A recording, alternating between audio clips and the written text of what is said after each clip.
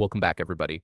Today, I'm going to teach you how to organize life on Asana. If you're looking for a central place to manage everything from daily errands to long-term goals, Asana offers a flexible system that keeps your personal life structured and visible. Let's walk through setting this up step by step. First, you'll want to create a new project specifically for your personal life organization.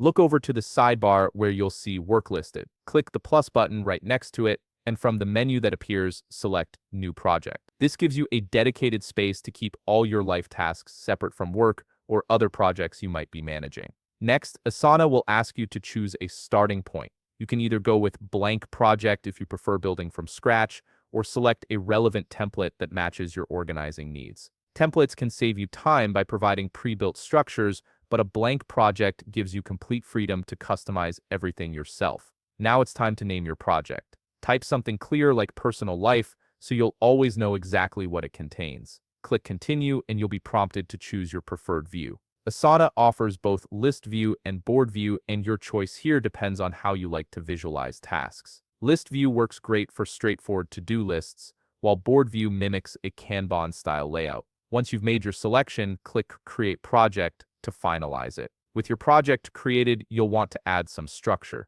Click Add Section to create categories or phases that make sense for your life organization. Think of sections like To Do, In Progress, and Completed. These act as containers that help you see where each task stands at a glance. Now let's populate your sections with actual tasks. Click Add Task under any section to start adding individual items like grocery shopping, doctor appointment, or pay bills.